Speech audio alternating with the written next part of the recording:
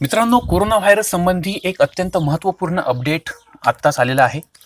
आतापर्यंत आपल्याला असं वाटत होतं की केवळ कोरडा खोकला जर येत असेल तर हे कोरोना व्हायरसचं लक्षण आहे. मात्र मित्रांनो, कोरडा खोकला न येता जर तुम्हाला कफयुक्त खोकला म्हणजे ओला खोकला जर असेल, तुमच्या खोकण्यातून जर कफ बाहेर पडत असेल, ओलसर पदार्थ जर बाहेर पडत असेल, ज्याला आपण बेडका असं म्हणतो, तरीही मित्रांनो हे सुद्धा कोरोना व्हायरसचं लक्षण असू शकतं. तुमची बॉडी कोरोना व्हायरसने इन्फेक्टेड संक्रमित असू शकते. हे असं नक्की का? तर मित्रांनो, हे जे संशोधन झालेलं आहे त्यातून हे दिसतंय की जेव्हा हे कोरोनाचे विषाणू आपल्या शरीरात प्रवेश करतात, आपल्या घशात येतात, घशातून आपल्या फुफ्फुसात जातात, तर फुफ्फुसात गेल्यानंतर त्या फुफ्फुसातील काही पेशींना ते ठार करतात, काही सेल्स नष्ट होतात आणि या नष्ट झालेल्या पेशी, या डेड सेल्स कफाबरोबर बाहेर पडतात आणि त्यामुळेच जो काही कफ बाहेर पडतोय, जो काही बेडका बाहेर येतोय, तर अशा प्रकारचा जर खोकला आपल्यामध्ये असेल तर बिनधास्त राहू नका. हे सुद्धा कोरोना विषाणूपासून संक्रमित झाल्याचं लक्षण असू शकतं. मित्रांनो, आजच्या व्हिडिओला आपण सुरुवात करूया. आजच्या व्हिडिओचा आपला विषय आहे की कोरोना विषाणू आपल्या बॉडीमध्ये गेल्यानंतर आपल्या बॉडीत नक्की काय घडतं. मित्रांनो, कोरोना विषाणूपासून केवळ 6% लोकांचा मृत्यू होतो.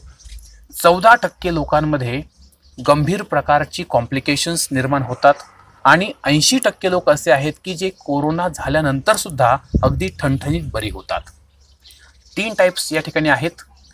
चीनमध्ये, इटलीमध्ये, स्पेनमध्ये आणि इतरही अनेक देशांमध्ये जे जे काही पेशंट समोर आलेले आहेत त्यांचा एकत्रित अभ्यास करून 3 गट करण्यात आलेले आहेत. पहिला गट लक्षात घ्या, 80% लोक की जे पूर्णतः बरे झालेले आहेत. मित्रांनो, जेव्हा कोरोना विषाणू आपल्या शरीरात प्रवेश करतो तेव्हा आपली बॉडी त्याला रिॲक्ट करू लागते. आता होतं असं की विषाणूने एंट्री केली आणि लगेचच लक्षणं दिसू लागली. उदाहरणार्थ, कोरोना विषाणू माझ्या बॉडीत गेली आणि मला खोकला सुरू झाला, मला सर्दी झाली, असं कधी होत नाही. तर कोरोना विषाणू किंवा कोणताही विषाणू, कोणताही जीवाणू जेव्हा एखाद्या बॉडीमध्ये प्रवेश करतो तेव्हा तो त्या ठिकाणी स्वतःचं एक घर तयार करतो, एक फॅक्टरी तयार करतो आणि त्यानंतर मग आपली बॉडी हळूहळू लक्षणं दाखवू लागते. तर हा जो मध्यंतरीचा पिरियड आहे की विषाणूने आपल्या शरीरात केलेला प्रवेश आणि दिसू लागलेली लक्षणं, हा जो पिरियड आहे याला इन्क्युबेशन पिरियड असं म्हणतात. लक्षात आलं तुम्हाला? म्हणजे कोरोनाने एंट्री केली आणि लगेचच लक्षणं दिसणार नाहीत. तर या कोरोना व्हायरसच्या बाबतीत हा पिरियड 5 दिवसांपासून ते तब्बल 14 दिवसांपर्यंत आहे. म्हणजे काही व्यक्तींच्या बाबतीत अगदी 5 दिवसातच लक्षणं दिसू लागतात. काही व्यक्तींच्या बाबतीत मात्र कोरोनाने संक्रमित झाल्यानंतर 14 दिवस लागतात लक्षणं दिसायला.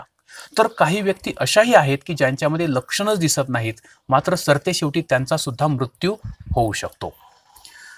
तर मित्रांनो, जे 80% लोक आहेत, पहिला प्रकार, या लोकांमध्ये जेव्हा हा कोरोना विषाणू त्यांच्या बॉडीत प्रवेश करतो तेव्हा त्यांची जी प्रतिकारशक्ती आहे, इम्युन सिस्टम आहे, व्हाईट सेल्स, पांढऱ्या पेशी आहेत, त्या या विषाणूंना प्रतिकार करतात आणि त्यामुळे काही दिवसात या व्यक्तींमध्ये ताप येतो, खोकला सुरू होतो. मात्र यांची इम्युनिटी पॉवर, यांची प्रतिकारशक्ती इतकी चांगली असते की 1 ते 2 आठवड्यांमध्ये त्यांचा हा ताप पूर्णतः बरा होतो जर त्यांनी 3 गोष्टी केल्या. पहिली गोष्ट, संपूर्ण bed rest, total bed rest, पूर्णतः आराम घेतला. दुसरी गोष्ट, आपल्या शरीरातील जे लिक्विड आहे, जे द्रव आहे, त्याचं प्रमाण व्यवस्थित ठेवलं. कसं ठेवणार? तर आपण भरपूर पाणी प्यायला पाहिजे, फळांचे ज्यूस घ्यायला हवेत, ORS घ्यायला हवं, जेणेकरून आपल्या बॉडीतलं जे फ्लुइड आहे, पाण्याचं प्रमाण आहे, ते योग्य राहील, कमी होणार नाही. आणि तिसरी गोष्ट, पॅरासिटामॉल. मित्रांनो, सध्या पॅरासिटामॉल सोडून इतर कोणतंही औषध या कोरोना व्हायरसशी लढण्यासाठी तयार नाही आहे. ठीक आहे? तर हे जे 80% लोक आहेत, या 80% लोकांनी जर या 3 गोष्टी केल्या तर ते या कोरोनापासून पूर्णतः बरे होतात. त्यांना हॉस्पिटलाइज करण्याची म्हणजे हॉस्पिटलमध्ये ठेवण्याची नौबत येत नाही. दुसरा जो प्रकार आहे मित्रांनो, हे 14% लोक आहेत. हे असे लोक आहेत की ज्यांची इम्युनिटी सिस्टीम, ज्यांची प्रतिकारशक्ती जराशी कमी असते, मध्यम स्वरूपाची असते.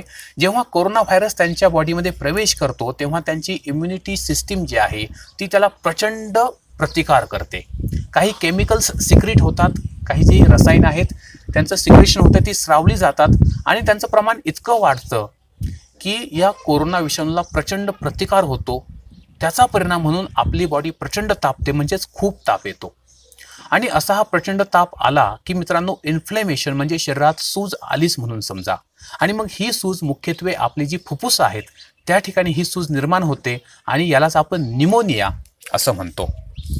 तर लक्षात घ्या की जेव्हा प्रतिकारशक्ती जी आहे ती व्यवस्थित काम करत नाही, तिला व्यवस्थित कळत नाही की कशा प्रकारे प्रतिकार करावा, तर जर आपली इम्युनिटी पॉवर मीडियम असेल तर हा प्रॉब्लेम होतो, आपल्याला निमोनिया होतो. अशा लोकांची जी लंग्स आहेत, फुफ्फुस आहेत, ती ब्लॉक होण्यास सुरुवात होते. हा जो कोरोना विषाणू आहे तो काय करतो, ही लंग्स ब्लॉक करतो, सूजही येते आणि मग श्वास घ्यायला आपल्याला त्रास सुरू होतो. अशा लोकांना ताबडतोब व्हेंटिलेटरवरती म्हणजे ऑक्सिजन सिलेंडरवरती ठेवावं लागतं. आणि मित्रांनो याचं जे प्रमाण आहे ते 14% आहे. तर असे लोकसुद्धा यांचीसुद्धा वाचण्याची शक्यता बऱ्यापैकी असते. आता जे तिसरे लोक आहेत मित्रांनो, हे आहेत 6% लोक की ज्यांची रोगप्रतिकारशक्ती फारच कमी असते. किंवा यामध्ये असेही काही लोक येतात की ज्यांची रोगप्रतिकारशक्ती कमी असते मात्र त्यांनी योग्य काळजी घेतलेली नसते. मित्रांनो अशा लोकांमध्ये कोरोना विषाणू जेव्हा त्यांच्या शरीरात प्रवेश करतो तेव्हा या लोकांमध्ये अनेक कॉम्प्लिकेशन्स निर्माण होतात. कोरडा खोकला तर येतोच, सर्दी आहे, वाहतं नाक आहे, अंगदुखी आहे, डायरिया आहे, ही तर लक्षणं आहेतच. मात्र या लोकांमध्ये अजून काही क्रिटिकॅलिटीज कॉम्प्लिकेशन्स क्रिएट होतात. त्यामध्ये पहिली गोष्ट म्हणजे यांचा जो BP आहे तो प्रचंड प्रमाणात खालावतो, लो होतो. ब्लड प्रेशर जे आहे ते प्रचंड प्रमाणात कमी होतं आणि मग सेप्टिक शॉक बसण्याचा भयंकर धोका निर्माण होतो. तसंच यांच्यामध्ये मल्टी ऑर्गन फेल्युअर जे आहे म्हणजेच एकाच वेळी अनेक प्रकारचे अवयव त्यांचं काम करणं बंद करतात. त्यामध्ये हृदय असेल, किडनी असेल, फुफ्फुस असेल, मेंदू असेल, तर एकापेक्षा जास्त जे क्रिटिकल अवयव आहेत ते त्यांचं काम करणं बंद करतात. यालाच आपण मल्टी ऑर्गन फेल्युअर असं म्हणतो. आणि काही व्यक्तींमध्ये ॲक्यूट रेस्पिरेटरी सिंड्रोम म्हणजे श्वास घेण्यास अतिशय अडथळे येणे, श्वास घेता न येणे, खूप त्रासदायक असणे, या गोष्टी घडून येतात. आणि या 6% लोकांचा मृत्यू हा जवळजवळ निश्चित असतो. तर मित्रांनो अशा प्रकारचे 3 महत्त्वाचे प्रकार या ठिकाणी पाडलेले आहेत. चीन असेल, इटली असेल, दक्षिण कोरिया असेल, ज्या ज्या देशांमध्ये या विषाणूने मोठा थैमान घातलेलं होतं तर त्यांच्या अभ्यासावरून हे सगळं दिसलेलं आहे. तर मित्रांनो मला आशा आहे की आपल्यालाही बरीचशी माहिती याच्यामधून समजली असेल. ज्ञान ग्रहण करत चला, कोरोनाविषयी जास्तीत जास्त माहिती गोळा करत चला, जेणेकरून आपला आणि आपल्या कुटुंबियाचा या घातक विषाणूपासून बचाव होईल. जर व्हिडिओ आवडला असेल कृपया व्हिडिओला लाईक करा, आपल्या मित्रांना शेअर करा. आणि जर आपण अजूनही आमच्या बेस्ट मराठी या यूट्यूब चॅनलला सबस्क्राईब केलेलं नसेल तर मित्रांनो विनंती आहे की कृपया या व्हिडिओच्या खाली जे लाल रंगाचं सबस्क्राईबचं बटन आहे ते प्रेस करा. सबस्क्राईबचं बटन प्रेस केल्यानंतर त्या शेजारचं जे घंटीचं बटन आहे बेल आयकॉन ते सुद्धा नक्की दाबा. का दाबायचं आहे? कारण मित्रांनो आम्ही यापुढे सुद्धा अशाच प्रकारचे महत्त्वपूर्ण व्हिडिओज आपल्यासाठी घेऊन येणार आहोत.